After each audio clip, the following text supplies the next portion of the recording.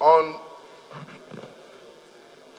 Order 8, Rule 46 and 49, to move Parliament to address the brewing discontentment arising from the appointment of a new Vice-Chancellor for the University of Abuja, in order to ensure that this does not snowball into a full-blown unrest. Representative Iriase said there was need for the House to intervene in the matter, saying there should be a convincing explanation from the University Governing Council on the reason behind such anomaly. Meanwhile, some Nigerian pensioners staged a protest at the gate of the National Assembly on Wednesday to demand the implementation of the 53.4% pension increment, which they lamented was not included in the 2014 Appropriation Act.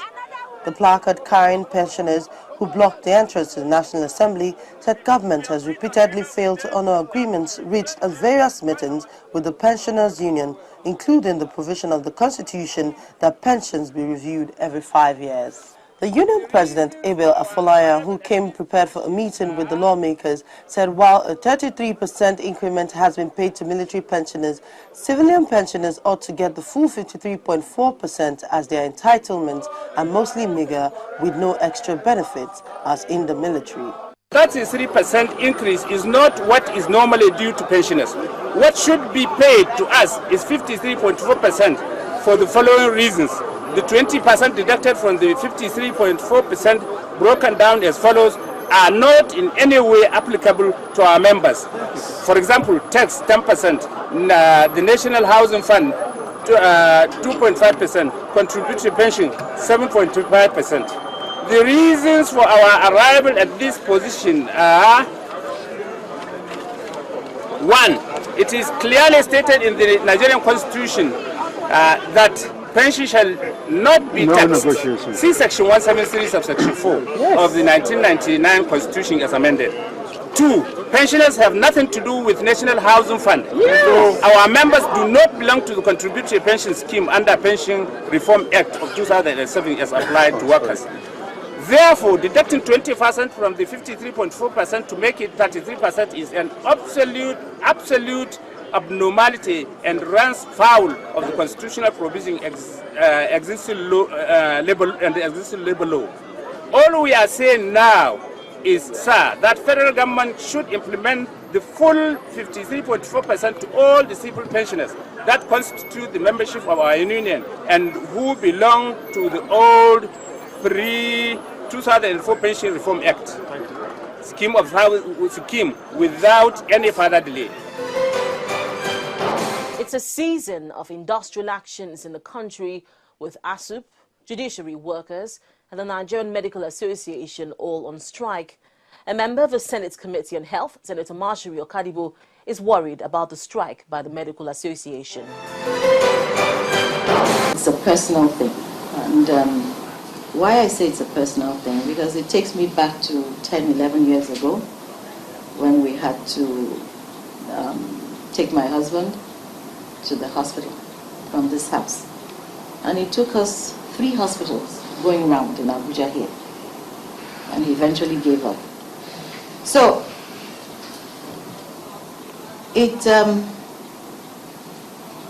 a bit difficult to understand how you take an oath to save a life and you don't think about it when you go against that very oath.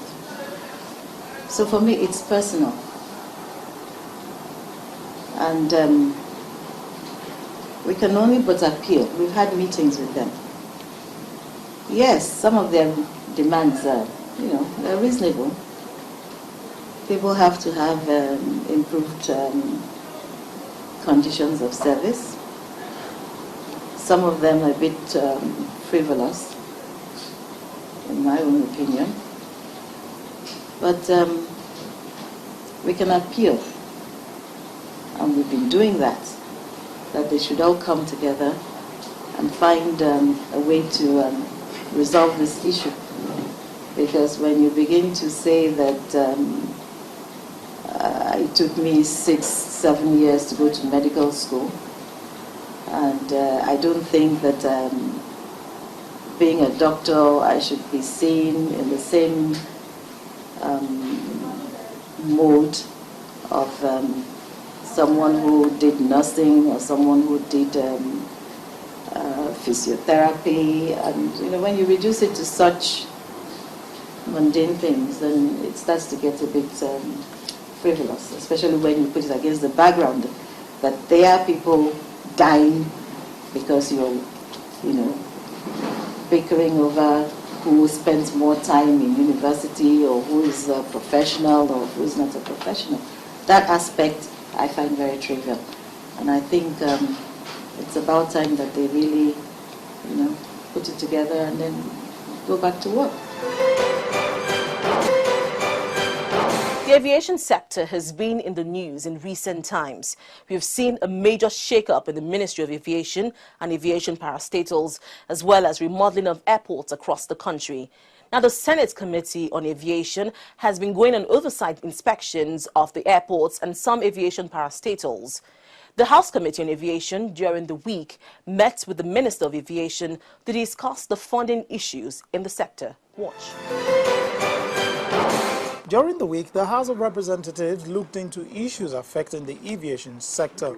The House Committee on Aviation met with the Minister of Aviation to examine the funding challenges in the sector.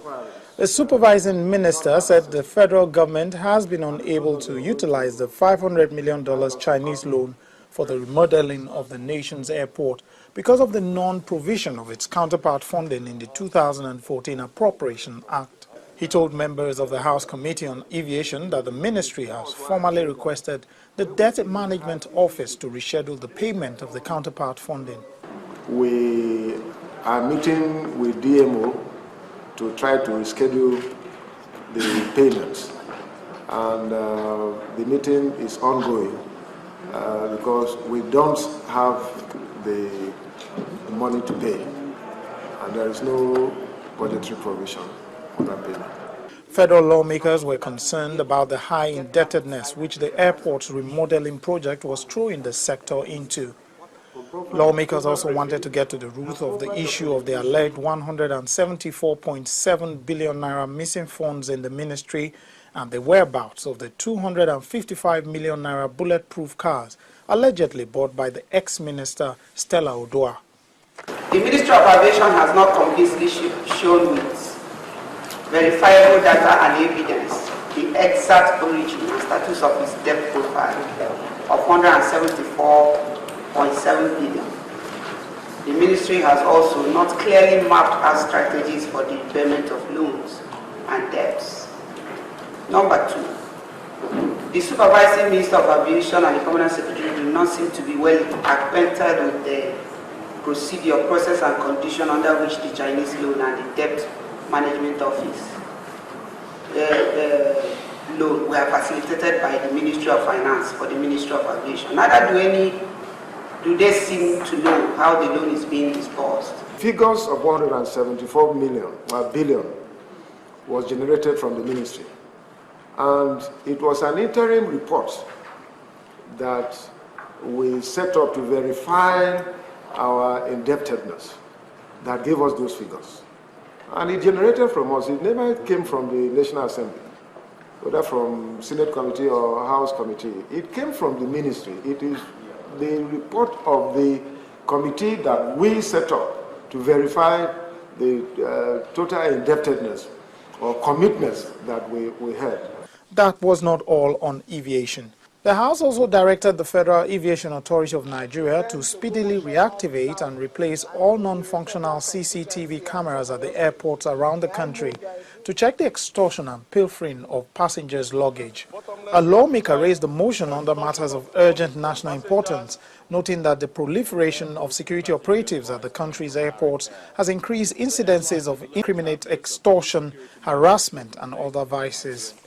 He said such unpleasant experiences encountered by both outgoing and incoming travelers portrays Nigeria negatively, observations that caused the House to give its committees on aviation and internal affairs 1 month to investigate the ills and ensure the Aviation Authority arrests the situation. It's a notorious fact that our security operatives that operate at the country's airports have deployed or developed a very huge and bottomless appetite for extortion of money from passengers who are either traveling out or into the country by using all flimsy excuses to intimidate and frustrate some passengers despite meeting all the requisite conditions to travel so as to other parts of the world.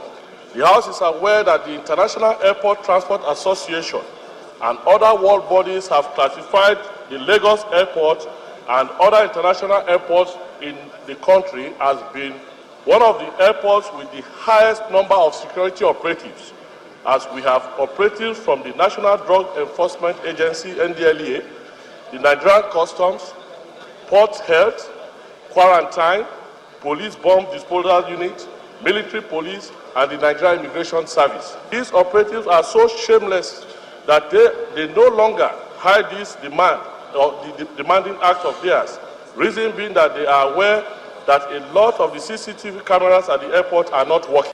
The House also gave its committees on ICT, public safety and national security 2 weeks to investigate the failure of the video surveillance and closed-circuit television cameras to detect criminal activities in Nigerian cities. This was after a lawmaker raised a motion, also under urgent national importance, noting that a contract to install video surveillance and CCTV cameras had been awarded to a globally acclaimed telecommunication company during the Umaru Yar'Adua administration. He said the contract was at an initial cost of $470 million for about 2,000 surveillance gadgets, among other things, in the FCT and Lagos.